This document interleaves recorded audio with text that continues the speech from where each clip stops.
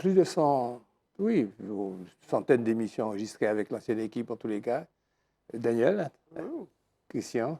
Bonjour. Et puis il est tout jeune, moins jeune, c'est Emmanuel. La Bonjour. toute jeune, petite jeune, c'est Frédéric. Honneur aux anciens. Avec plaisir, voilà. Et puis Emmanuel qui tout de suite, bien en tête, va nous parler du salon littéraire de Tous Créoles. Oui, deux petits mots sur ce rendez-vous. Donc, prenez vos agendas et Oui. notez samedi 2 et dimanche 3 août, vous êtes conviés tous à l'habitation Clément pour le premier salon littéraire qui est organisé par la Fondation Clément et par Tous Créoles et qui va réunir 40 auteurs de Martinique. C'est la première fois que ça se fait. Ça va se faire le long de la Mare, dans le parc de l'habitation Clément. Ça sera magnifique. Et puis, ça sera l'occasion de rencontrer des auteurs. Alors, il y aura de belles signatures. Hein. Il y a Catherine Marceline qui sera là. Il y a Jude Duranty, Loïc Léry, celui qui a écrit Le Gang des Antillais.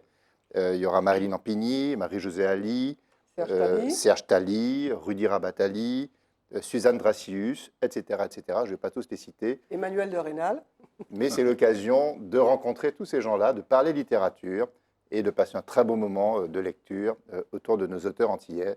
Donc rendez-vous les 2 et 3 août à l'habitation Clément. Bravo. La formule qui me vient à l'esprit, c'est comparaison et paraison à propos de ce qui se passe en Nouvelle-Calédonie. Je vous renvoie au blog de M. Emmanuel de Rénal. Laisse-moi te dire, c'est ça? Oui. Où il a sorti un papier intitulé « La Nouvelle-Calédonie trace sa voie, mais ce n'est pas la nôtre ». Et puis il y a également un journal antillais que je venais le servir depuis maintenant bien longtemps. Un éditorial de votre serviteur intitulé « Martinique pour une souveraineté de projet ». Jingle actualité.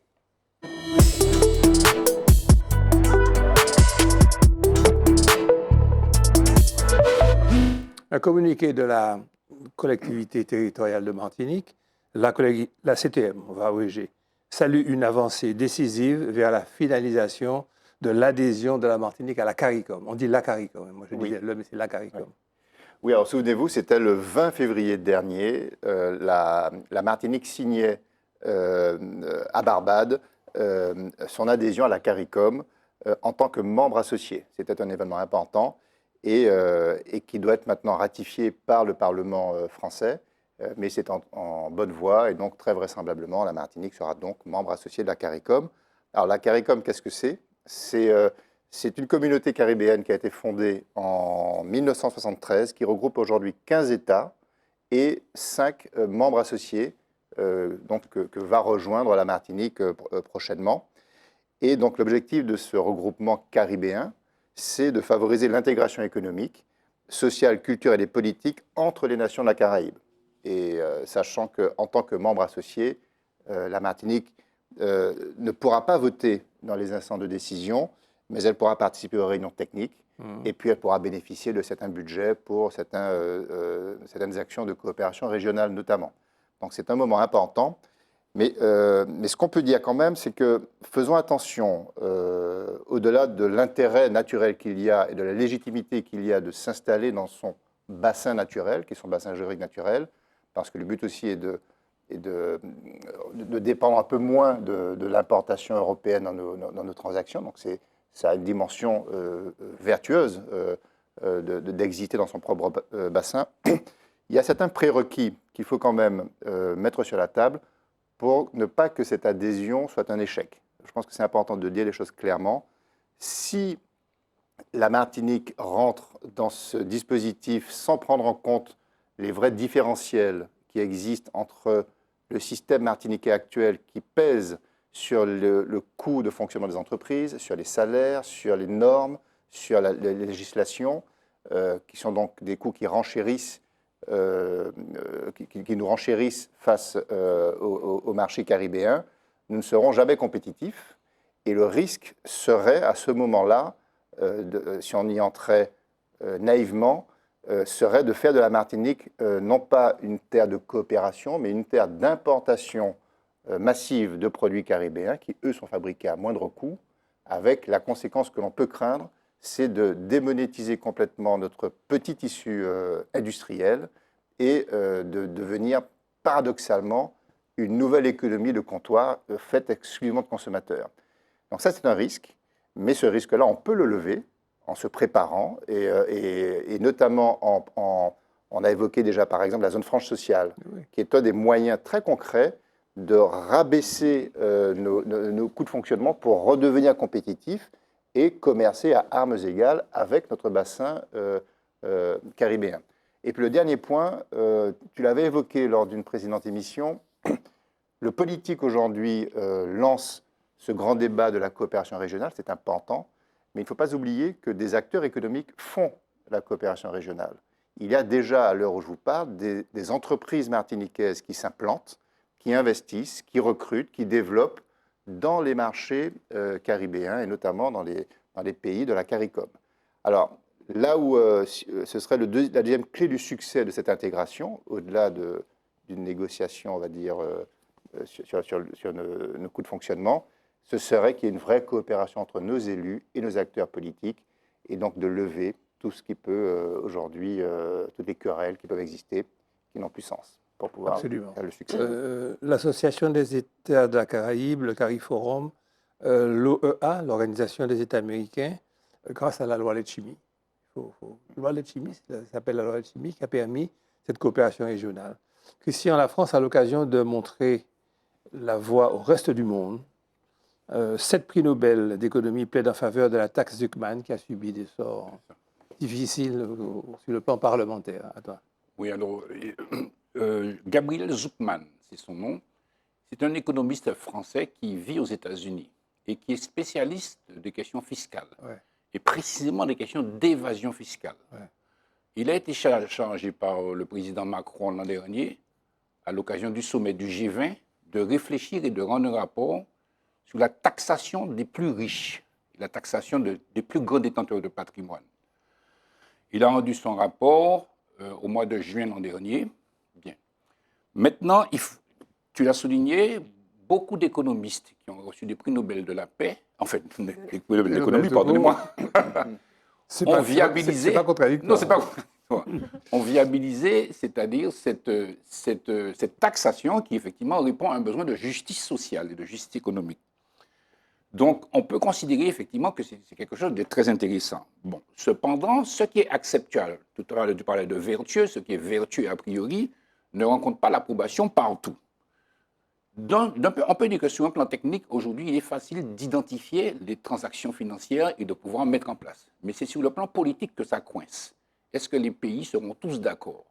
Voilà. Alors, il se trouve que la France est favorable. En Allemagne, ils sont prudents, mais ils considèrent qu'il y a des divisions sur le sujet. En Espagne, en Italie, ils sont plutôt favorables. Aux Pays-Bas, ils sont plus réservés.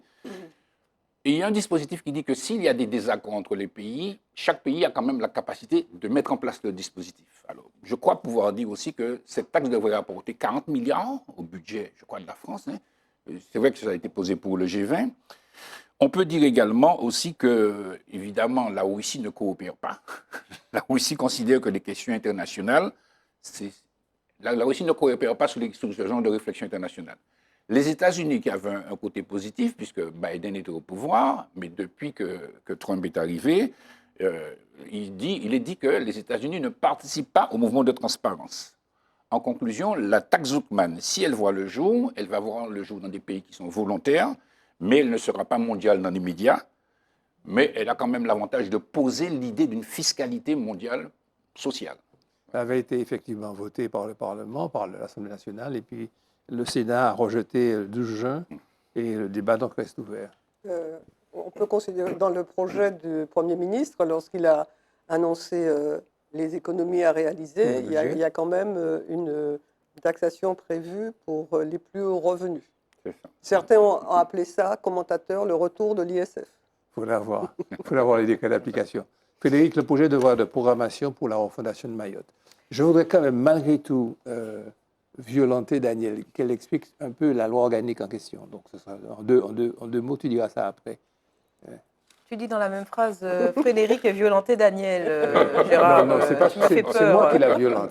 D'accord. Donc, effectivement, projet de loi organique pour la refondation de Mayotte pour répondre aux défis structurels avec une procédure accélérée par la commission mixte paritaire qui est faite pour pouvoir rendre plus rapides les échanges, les débats entre l'Assemblée nationale et le Sénat. Donc, le 9 juillet 2025, on a une adoption solennelle à l'Assemblée nationale du projet de loi de programmation avec 354 voix pour et 111 contre, et le Sénat également, bien qu'il ait eu des réserves au niveau d'un planning peut-être mal budgété, des réserves concernant une absence de calendrier et des coûts sous-estimés. Mais en tout cas, le Sénat a également voté 228 voix pour et 16 contre, et le texte, il est désormais en attente. Donc on est en phase post-parlementaire, en phase de promulgation de la loi par le président de la République. On a 15 jours pour la saisine du Conseil constitutionnel, parce qu'on parle bien d'une loi organique, c'est-à-dire d'une loi qui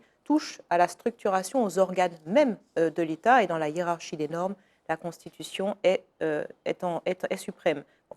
Alors, quels sont les objectifs de ce texte? La réduction des inégalités territoriales et sociales. On sait bien que l'événement le cyclone Chido a encore plus fragilisé Mayotte, mais Mayotte était déjà dans un état très problématique.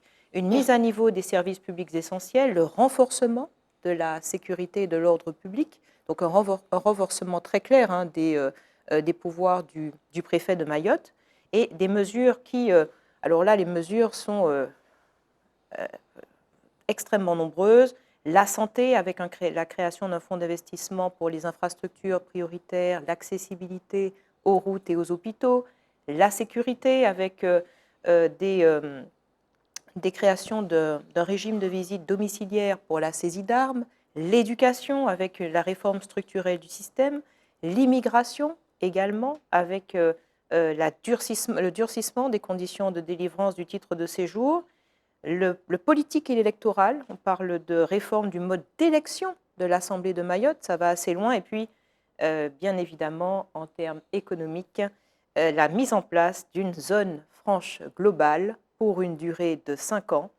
La loi de programmation, elle fixe une enveloppe annoncée de 3 milliards d'euros, tout de même, avec un nouvel aéroport d'1 milliard d'euros, l'eau et l'assainissement de 730 millions d'euros, c'est colossal, et le second hôpital de 407 millions. Mais ce qu'on peut véritablement souligner, en tout cas à mon sens, c'est la prééminence des nouveaux outils juridiques. Je l'ai dit, cette zone franche globale de 5 ans avec des ordonnances pour assouplir les règles de construction. Quand le BTP va, tout va. Les décrets d'application nécessaires et les services locaux à renforcer pour la mise en œuvre. Et bien évidemment, le régime de visite domiciliaire qui va être caractéristique pour la sécurité, pour la saisie d'armes et des procédures accélérées contre l'habitat illégal. Tout un programme vers une prochaine loi Valls. Pourquoi une loi organique? Oui, parce que Mayotte va devenir département-région, c'est-à-dire qu'il y aura une nouvelle collectivité qui sera créée, à l'instar de ce qui existe en Guyane et à la Martinique. Et donc, il y a une loi organique pour que Mayotte, qui est actuellement un département, devienne un département-région. Donc ceux qui sont à Paris et qui gèrent nos destinées de par le monde, les différents océans, savent très bien ce qu'il faut faire pour que les choses aillent. Ils prennent du temps, ils réfléchissent, ils laissent les choses se dégrader parce qu'il y a toujours des... Ils savent ce qu'il faut faire. Et là, vous voyez qu'il s'agit carrément d'un nouveau pacte total qui va même jusqu'à réformer, à toucher à la Constitution. Moi, je me demande jusqu'à quel point il faudra qu'on atteigne ici le taux de pauvreté. On va en parler plus tard ou une prochaine émission. Le taux de pauvreté, la violence, bref, la détérioration de notre système pour que soient prises des mesures globales avant que les choses n'aillent très mal. Jingle pour la suite, problème de société. Encore qu'on y était.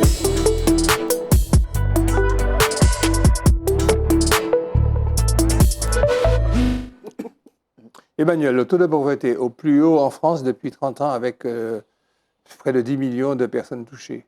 On parlera de la Martinique après. Oui. Alors, les chiffres de l'INSEE sont tombés, ils sont sans appel. 9,8 millions de Français vivent sous le seuil de pauvreté, c'est-à-dire sous le salaire médian, sous 60% de la valeur du salaire médian.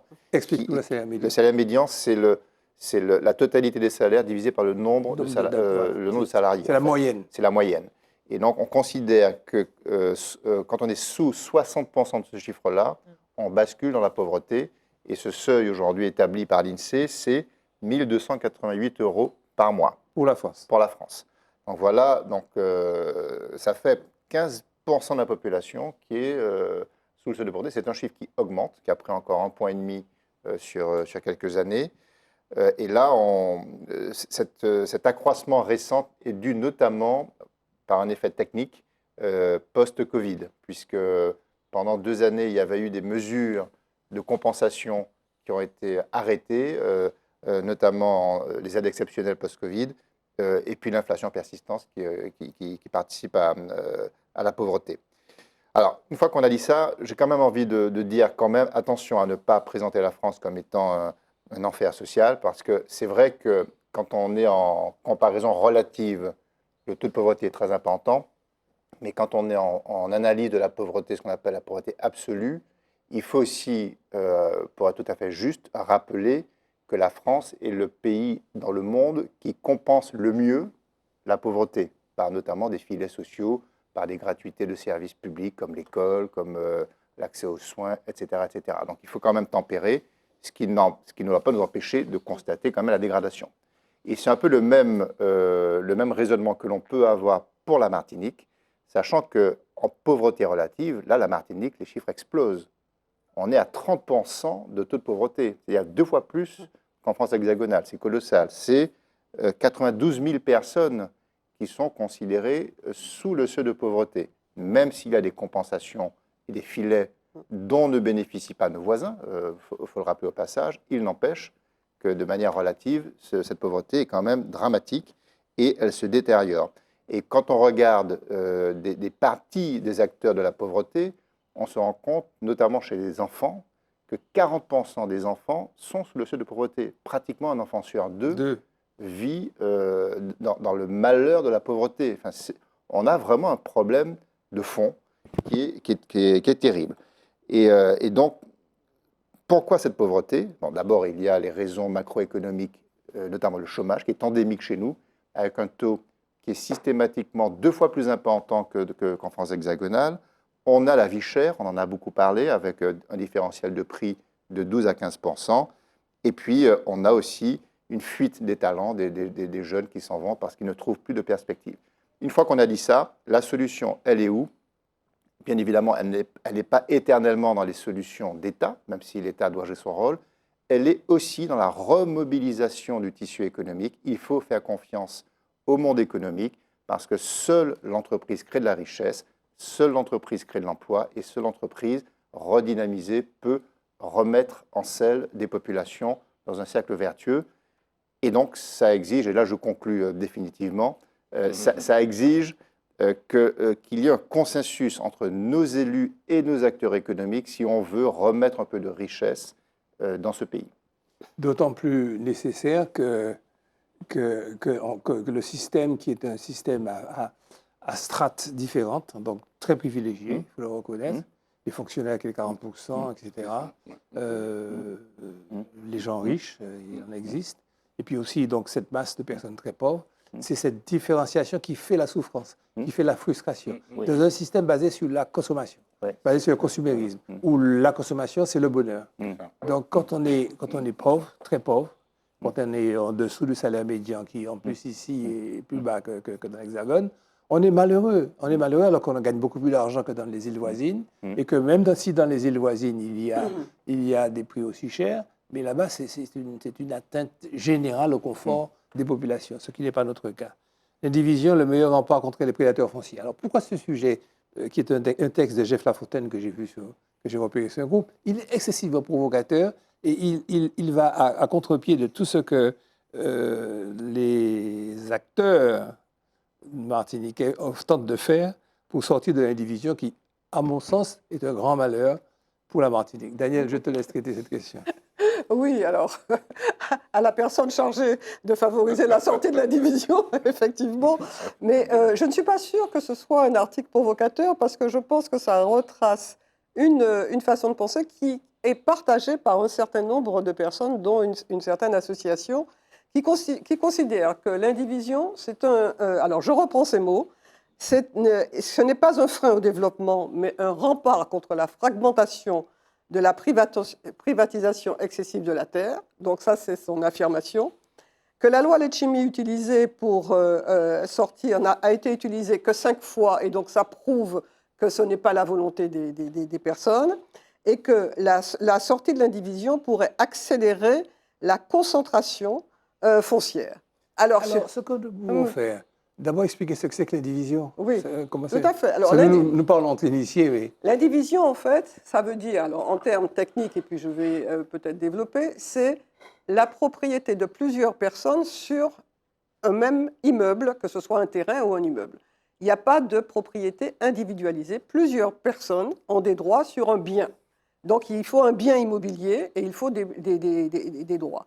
Alors, en fait, et pour reprendre, pour détricoter ce qu'il affirme, quand il dit que ce serait un rempart contre la privatisation excessive des terres, mais la propriété, c'est la propriété privée. Il n'y a pas de, et souvent, il fait allusion à la propriété collective, mais ça n'existe pas. En Martinique, donc en France, c'est la propriété privée qui est reconnue. Et l'indivision concerne la propriété privée. Qu'elle soit la propriété privée de plusieurs personnes. Privée de particuliers ou la propriété privée des personnes publiques. Parce que des mairies peuvent être propriétaires de terrains. On oublie ça. Oui, ou bien l'État. Donc il y a un domaine privé de l'État, un domaine privé des collectivités, et puis il y a tous les particuliers qui sont propriétaires. C'est ça. La loi Letchimy, elle n'a peut-être pas été beaucoup appliquée, mais elle a été beaucoup plus que le nombre de fois qu'il indique. Il suffit d'aller sur le site de la Chambre des notaires pour voir le nombre d'actes. Mais c'est aussi un incitateur, tous les notaires le disent, c'est un incitateur pour pouvoir régler des problèmes. Et en fait, ce que Jeff Lafontaine ne dit pas, c'est que quand il dit que l'indivision comme rempart, il devrait ajouter l'indivision volontaire. Parce que la réalité, ce qui pose problème, c'est l'indivision involontaire, parce que ça dénote que des indivisaires ne se sont pas mis d'accord. Quand il dit que l'indivision permet de gérer les biens, mieux gérer, mais si on est d'accord, et alors le paradoxe, mais extraordinaire, ceux qui ont le plus répondu aux souhaits de Jeff Lafontaine sur l'indivision, comme préservation du patrimoine, comme maintien de la gestion, eh bien, ce sont les béquets. Parce que de tout temps, à tel point que la législation a dû être adaptée pour pouvoir leur permettre de rester dans l'indivision, et ça, je parle de ça au XVIIe siècle et au XVIIIe siècle. Quand on regarde les décisions qui sont prises, les décisions royales qui sont prises sur l'indivision, c'est l'aménagement. Et jusqu'à nos jours, vous avez des propriétaires qui restent dans l'indivision parce que ça permet effectivement de maintenir la totalité du patrimoine entre les mains des indivisaires, mais c'est une indivision volontaire. Alors, tu disais provocateur pour inciter les Martiniquais à utiliser une pratique que certains Martiniquais utilisent déjà. Là, tu es provocatrice. Là. Mais je réponds. Hein. Ah, mais je vais pousser plus loin. Moi, je pense qu'il faudrait peut-être concevoir l'habitat sous la forme de maisons créoles avec les 4 vérandas pour aérer, qu'il faudrait consommer effectivement créole. Il faudrait créer cet égrégore familial qui est en train de disparaître, qu'il faudrait garder les terrains d'indivision justement pour les exploiter. En fait, il faudrait imiter les béquets, quoi, dans 2 mots. Moi, je n'ai pas employé le terme imiter. Indirectement, c'est ce que Jeff Lafontaine nous conseille. Jeff, on te taquinait, on sait que c'est un type de gauche, d'extrême gauche, très dur, de raide manteau. Frédéric, autre poncif qu'il faut maintenant détruire, c'est l'Afrique, le retour à l'Afrique, et puis le Bénin, la carte d'identité béninoise. On va revenir en Afrique, etc. Bon, il ne s'agit pas de démolir c'est beau d'avoir de belles idées comme ça, mais de retomber sur ses pieds. Fais-nous faire cet exercice. Avec un grand plaisir. Oui. Les comparaisons sont... je rebondis sur des comparaisons diffusées sur les réseaux sociaux entre le Bénin et la Martinique et qui contiennent de nombreuses imprécisions. Alors, compare le SMIC, les salaires des étudiants. Donc, je vous donne quelques exemples et ensuite, j'enchaîne sur une démonstration qui va vous décoiffer. Donc, le SMIC au Bénin est officiellement fixé à 52 000 francs CFA, soit environ 79 € par mois pour 40 heures hebdomadaires. Les enseignants débutants gagnent entre 150 et 230 €. Les médecins entre 400 et 800 € par mois et selon leur ancienneté. Le revenu moyen annuel au Bénin est de 1 375 €, soit environ 115 € par mois. Je me base sur les chiffres de la Banque mondiale de 2023. Et le PIB par habitant en Martinique est d'environ 18 700 €, chiffre INSEE de 2021, très supérieur aux 2 700 € avancés dans certaines publications. Et la Martinique bénéficie bien évidemment du cadre social français, l'euro, la sécurité sociale, les subventions de l'État, les subventions de l'Union européenne, contrairement au Bénin qui est un État souverain avec ses propres contraintes. Alors, quel est le sujet? C'est qu'en septembre 2024, il faut le dire, le Bénin a promulgué une loi qui permet le retour des afro-descendants, dont les Martiniquais, pour qu'ils puissent demander la nationalité béninoise. Les critères sont être adulte, ne pas avoir une autre nationalité africaine, prouver une ascendance liée à la traite négrière via des documents, des témoignages ou des tests ADN, et un portail numérique dédié, vous pouvez y aller, My Afro Origins, a été lancé pour pouvoir simplifier les démarches, et le dossier coûte environ 100 $, donc autour de 90 €, valable 3 ans avec obligation de se rendre une fois au Bénin pour pouvoir valider l'obtention définitive de la nationalité. C'est un objectif qui est à la fois mémoriel, identitaire et de réparation symbolique. Et ça nous rappelle un petit peu le Libéria, la leçon du Libéria, qui a été fondée au XIXe siècle pour accueillir les Afro-Américains affranchis venus des États-Unis. On les a chiffrés autour de 12 000. Une grande majorité des Afro-Américains sont restés sur place post-esclavage au vu des conditions de vie qui s'amélioraient. Cette situation a entraîné beaucoup d'exclusion, beaucoup de tensions sociales profondes, aggravées jusqu'aux guerres civiles qui nous ont menés de 1989 à 2003 à de grandes fractures. Et le cas du Libéria montre qu'un retour afro-descendant, je précise, mal préparé, sans projet inclusif, peut provoquer des fractures durables. Je ne dis pas qu'il peut en être de même pour le cas du Bénin, mais pour éviter les migrations subies, il faut bâtir des modèles avec ce qu'on appelle les 2 cœurs.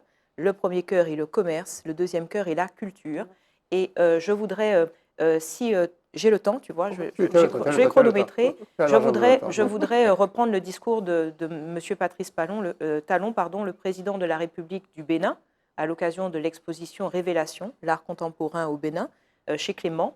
Mesdames et messieurs, notre histoire est commune, mais je ne suis pas venu remuer le couteau dans une plaie qu'il convient plutôt d'œuvrer à cicatriser. Je l'ai dit hier à l'hôtel de la région. Je l'ai dit hier et j'ai exhorté mes frères et sœurs martiniquais à vivre dans ce beau pays avec une seule intention, rendre la nation martiniquaise plus forte, plus unie et plus harmonieuse. Les controverses, les souffrances, les peines, les polémiques les plus légitimes, les rancœurs les plus légitimes ne doivent pas nous enchaîner dans le passé. J'en sais quelque chose parce que tout cela est facteur de sous-développement. Je finis. C'est l'une des raisons pour lesquelles le continent africain reste dans le sous-développement. Le monde avance et les nations, les communautés sont en compétition. Il faut être fort, aguerri, débarrassé de tout ce qui nous freine de notre énergie intérieure pour non seulement se développer et grandir, mais pour trouver même la paix intérieure, la paix sur cette terre. Bravo. C'est magnifique. Jingle.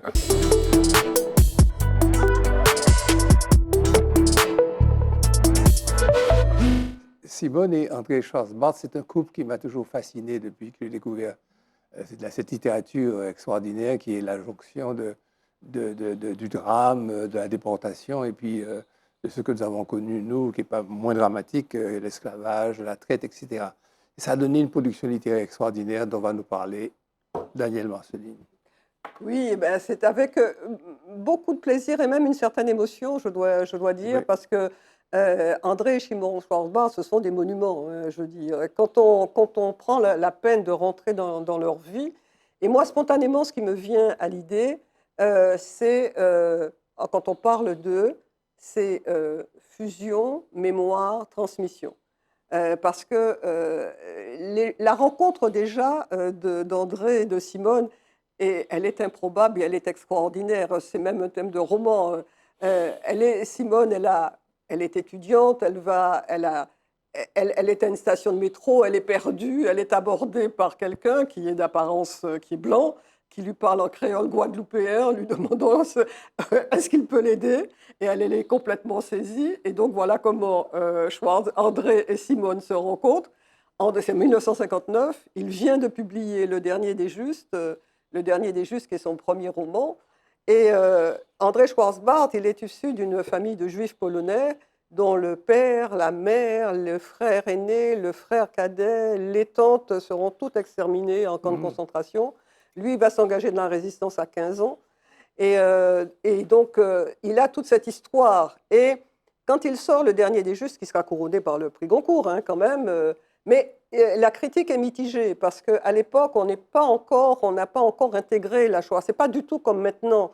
Et c'est une espèce de mythification. On ne peut pas parler d'une certaine souffrance du peuple juif. Et donc, l'accueil est mitigé. Et le couple se rencontre et cette espèce de fusion, cet échange de mémoire, parce qu'effectivement, il y a une correspondance entre eux. Simone dit, quand je vois André parler de la Shoah, c'est de mon histoire qu'il s'agit, puisque c'est la question de l'esclavage. Et elle va écrire aussi, elle va écrire Pluie et vent sur Télim et Miracle, qui aura un prix. Et ensuite, ils vont, après un périple Afrique, Suisse, ils vont rentrer en Guadeloupe. Et André va écrire La mulâtresse solitude. Et là aussi, c'est la première fois qu'on remet en mémoire, on publie sur l'histoire de cette mulâtresse solitude, qui est une combattante en même temps que Delgrès, qui va être exécutée. Hein. Elle est enceinte au moment des événements du format Touba. On attend qu'elle accouche et puis on va l'exécuter. Et en Guadeloupe, il lui sera reproché, parce qu'il est blanc, de s'immiscer dans la mémoire noire, en quelque sorte. Et l'accueil sera mitigé. Et ça sera une très grande blessure pour lui, à tel point qu'après 1972, il ne va plus tout seul publier, même s'il continue à écrire. Et Simone va continuer à écrire, elle va écrire, alors ils vont écrire ensemble, hein, ils vont écrire Un plat de porc aux bananes vertes, et il meurt en 2006, et de façon posthume, il y aura des publications, parce que Simone va retrouver des carnets, des notes, et avec l'aide de personnes, elle va pouvoir publier, donc il y aura 2 livres à titre posthume d'André qui vont sortir. Il faut signaler aussi, s'agissant de Simone, qu'elle écrit, elle écrit avec André une anthologie sur les femmes noires en 7 volumes. Et c'est une histoire de toutes les femmes noires depuis l'Antiquité, depuis des millénaires jusqu'au temps moderne. Et c'est une somme qui est extraordinaire. Et puis, moi, je parlais de transmission parce qu'ils sont ensemble dans une maison qui va s'appeler La Souvenance et dans laquelle ils vont écrire, mais qui va être ensuite un lieu de rencontre où il y aura des concerts, il y aura des résidences d'artistes. Et donc, ce couple, au niveau de la créativité, au niveau, est extraordinaire. Et ils vont être capables aussi de réussir cette transmission, et notamment par l'intermédiaire de leur fils, Jacques Schwarzbart. D'ailleurs, il y a un documentaire qui sera fait sur Simone et André qui va s'appeler La mémoire en partage. Et la musique qui va accompagner ce documentaire sera la musique de Jacques Schwarzbart. Et avant de passer la parole à Christian, qui va nous parler de Jacques, je voudrais signaler ce livre d'Esther Eloidin. Esther Eloidin, elle est docteure en musicologie, et elle a écrit ce livre sur Schwarzbart, de la littérature à la musique, itinéraire du jazzman Jacques Schwarzbart. Et c'est vrai qu'il y a tout un univers. Et il faut comprendre cette sensibilité, cette conjonction de mémoire, comment celui qui est leur enfant va la recevoir et comment ça va construire son imaginaire, et ça va lui permettre d'avoir une créativité et une originalité, me semble-t-il, hein, qui est particulière, une sensibilité. Mais Christian va mieux parler de Jacques que moi. Avant de passer à la musique, je voudrais vous signaler que le préfet de la Martinique a signalé lui aussi signalé quelque chose, a signalé au président de l'université que ce lieu officiel, quoi, public, ne peut pas recevoir une manifestation qui apporte son soutien à la Palestine et à d'autres peuples, à Kanaki, et puis à d'autres peuples inservus, ou quelque chose comme ça. Moi, je dis que c'est une très bonne affaire pour le Cercle France Fanon qui a organisé cette rencontre sur une dimension qu'on ne peut pas ignorer de Fanon. Fanon le révolutionnaire, Fanon anticolonialiste, à tous créoles. Et puis, à First Caraïbes, il avait été décidé de montrer d'autres facettes plus contemporaines. Mais si le Cercle France Fanon estimait qu'il y a cette dimension, cet aspect de la pensée fanonienne, qui était quand même la violence, qui était quand même la lutte, le combat était nécessaire de le faire, ils sont libres de le faire. C'est ça la démocratie, c'est ça la commercialisation, entre guillemets, des idées. Mais je pense qu'ils doivent remercier le préfet d'avoir donné maintenant, d'avoir boosté leur réunion, parce que là maintenant, le débat sera plus Fanon, anticolonialiste, ce qui est, à mon sens, moi, un peu désuet. Enfin, ça, c'est un jugement personnel. Ça va être maintenant la défense du Cercle France Fanon dans son combat contre le colonialisme, etc. Je pense que c'est un faux pas du préfet. Enfin, il représente la République. Hein. La République est souveraine. Musique, jingle.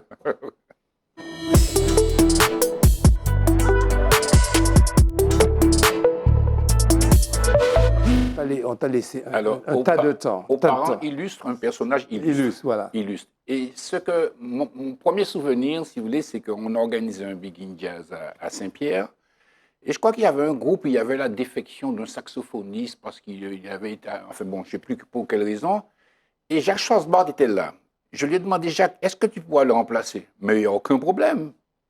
Avec une bienveillance, avec une dimension, je ne sais pas dire universalisme, enfin un sens de l'universel extraordinaire, une disponibilité, c'est le premier souvenir. Alors, il est né en 1962 aux Abîmes, Jacques Schwarzbart.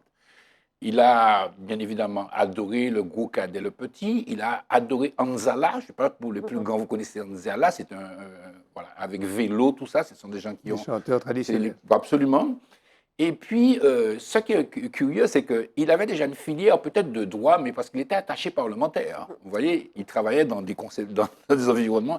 Et puis, à un moment, il s'est dit, bon, et puis ça. Il a pris son saxo. Il est devenu saxophoniste. Il est devenu un musicien de jazz exemplaire qui transcende. On va écouter une première vidéo, on va revoir à Vibration Caraïbes, un petit clin d'œil à Colin Thompson qui est actuellement au Bénin, tu parlais du Bénin tout à l'heure, et qui a effectivement créé ce festival il y a plus de 30 ans en France métropolitaine. Donc on va écouter Jacques Schwarzbart.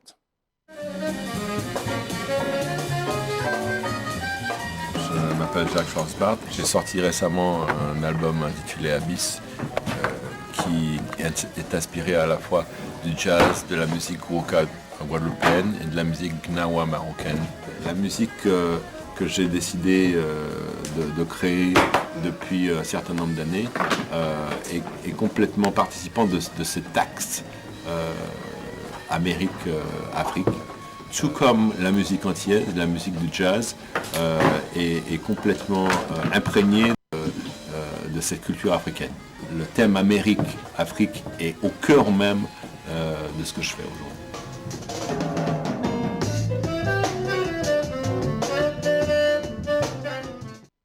Alors, il a bien évidemment étudié à Berkeley. Après, il est allé à New York et il a rencontré pas mal de musiciens. Il a rencontré Ray Hargrove, par exemple. Il a rencontré Giovanni Hidalgo et surtout Herbie Hancock.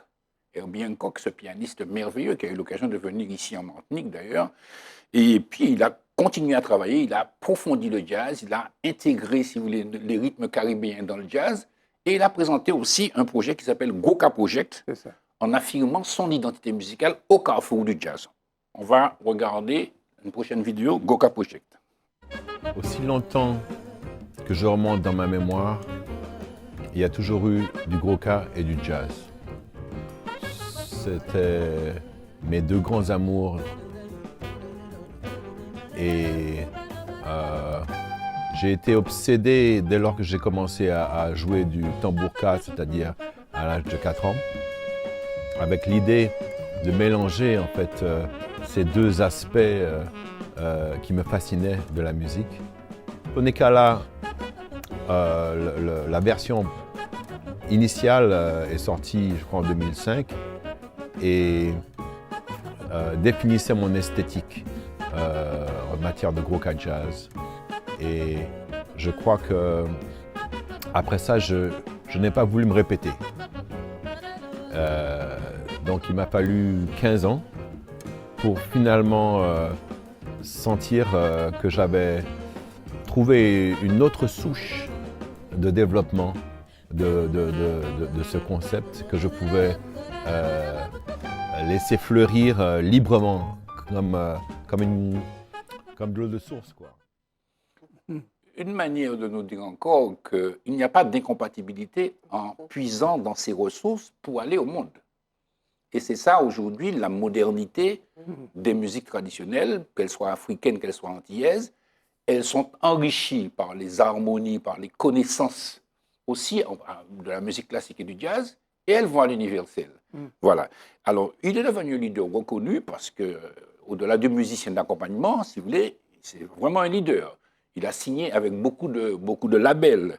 Et il a signé aussi, il était aussi dans les, comment dire, pour les tourneurs. Les tourneurs ont beaucoup contacté, notamment Charles Barnes. Les labels l'ont contacté, les producteurs l'ont contacté. Et puis, il est allé en Haïti. Alors, en Haïti, ça a été extraordinaire. Et je vais vous dire un petit peu ce qu'il dit. Il a dit, j'ai voulu m'inspirer des chants vaudous et essentiellement de la mystique qui s'en dégage pour créer une œuvre moderne dans la continuation de cette musique, mais en utilisant un langage jazzistique, tant dans la composition, l'arrangement et l'exécution. Alors ça nous donne cette vidéo que nous allons voir qui s'appelle Racine Haïti.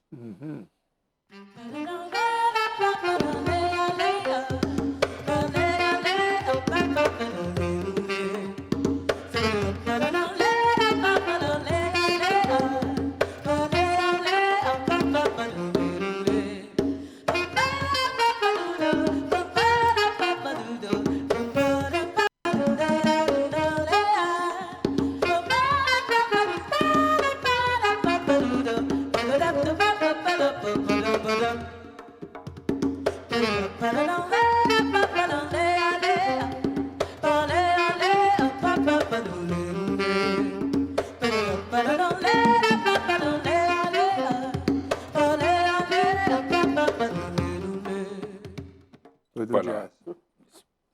C'est magnifique. Alors, il a fait beaucoup d'albums également, du temps où on faisait des albums. Art of the Dreaming, Abyss en hommage à son père. Il a fait Azan également, The Harlem Suite, Papalé, New York Jazz, beaucoup de compositions, beaucoup d'œuvres nouvelles qu'il a présentées dans des festivals. Et là, je vous propose une nouvelle vidéo qui s'appelle Contradanse, qui est également un chef-d'œuvre de Schwarzbach.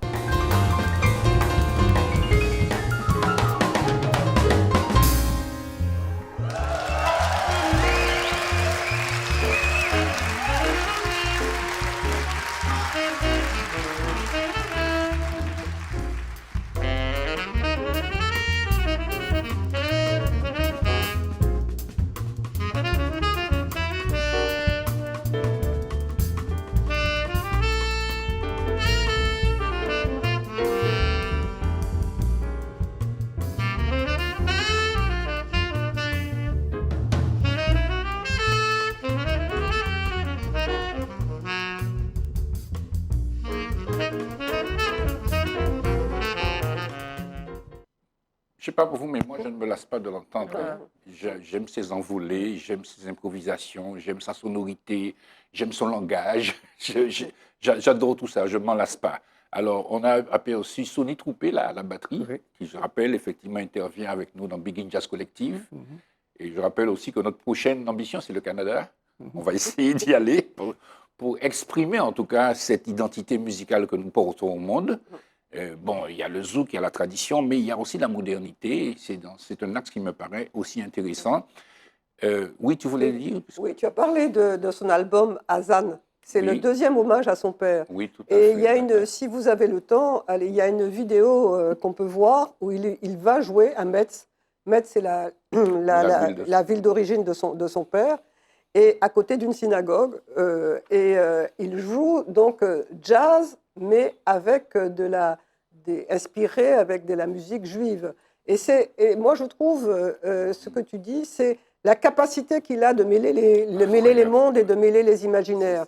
Et ça, c'est vraiment une marque qu'il a. Oui, non, mais moi, je trouve que c'est extraordinaire. Vous m'avez invité de placer ma marchandise.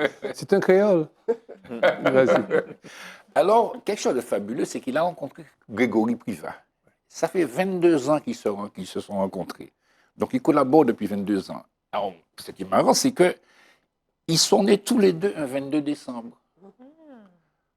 Ils ont 22 années de d'écart. Ah oui. Voilà. Ce chiffre les a inspirés pour faire un nouvel album qui sort en 2025.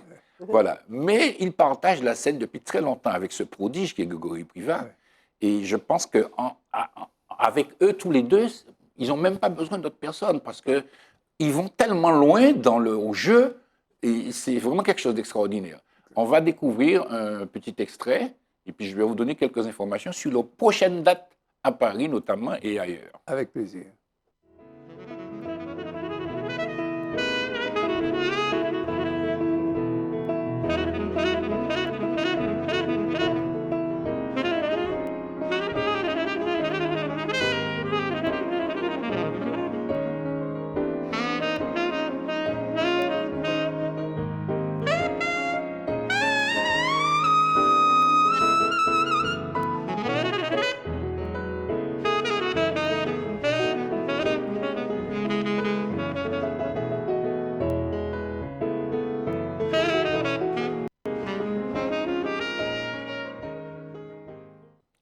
C'est une beauté absolue. Alors, leur prochaine date, d'ailleurs, puisqu'ils ont des prochaines, au New Morning, le 27 et le 28 décembre 2025, Gérard, comme tu voyages souvent, Emmanuel. tu pourrais, Emmanuel aussi.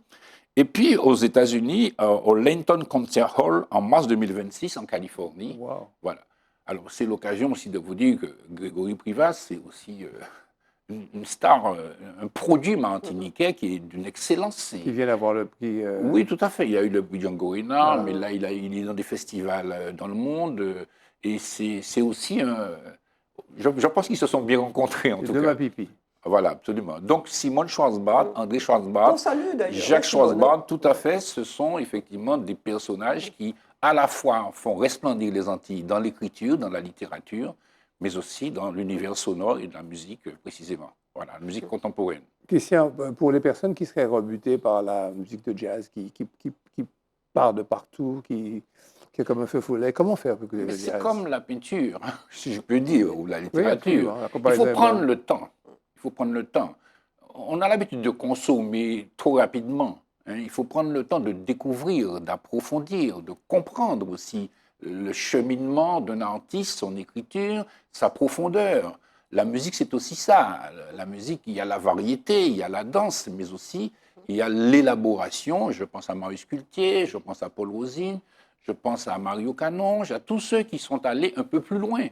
Et vous voyez, au départ, vous savez qu'on parlait de Pierre-Louis l'autre jour. Pierre-Louis n'aimait pas ce qu'on appelle les accords septièmes.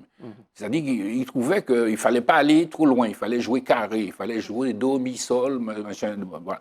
Des accords majeurs ou des accords mineurs. Après, Marius Cultier a amené la musique vers un cheminement différent, en essayant de mettre une modernité, parce que plus la musique va, plus elle s'approfondit, plus la connaissance de la musique aussi est importante aujourd'hui. C'est pour ça que l'éducation musicale, c'est aussi un élément très important. En tout cas, il est réjouissant de voir qu'au-delà de la variété, tout ça, nous avons des musiciens qui parlent au monde et qui se font comprendre par si vous voulez, par les plus grands dans le monde, absolument. Voilà. Mais ce que tu dis en musique est valable en littérature, Christian a raison. tout à Je me fait. souviens le nombre de fois où on entend glissant est difficile, chamoiseau est difficile, ouais. Césaire est difficile, mais dans la littérature, il y a de tout. Et il y a les voix, même si ce sont des plumes, qui amènent les imaginaires à se construire et à se développer. Donc on a besoin de ça. L'art a besoin d'efforts aussi. On a besoin de complexité. Oui, l'esthétique a besoin d'efforts. Il faut faire un effort pour comprendre. Parce que si on reste au niveau zéro, là, comme ça, tu vois, bon, c'est populaire, mais en réalité, si vous voulez, il n'y a pas de projection dans le développement des individus. Il n'y a pas de snobisme dans ce que vous dites, non? Non, pas du tout. Non, pas du tout, pas du tout. Moi, je pense que celui qui s'est formé à la musique classique, à la musique de jazz, est peut-être capable d'apprécier un bon compas, Bien sûr. Oui, oui, l'un n'empêche pas l'autre. Oui. L'un n'empêche pas pas l'autre. d'adorer notre begin, d'adorer notre musique. Et ça Absolument. ouvre un champ, un espace extraordinaire de plaisir et de joie. Merci, merci Zitata de nous permettre ça. Merci Daniel, merci Emmanuel, merci Frédéric. Christian, je vous réquisitionne pour la semaine prochaine, d'ores et déjà. Et puis toute l'équipe, hein, Johan, Mehdi, David, Flore, Max. Tutti Frutti. À la semaine prochaine. Au revoir.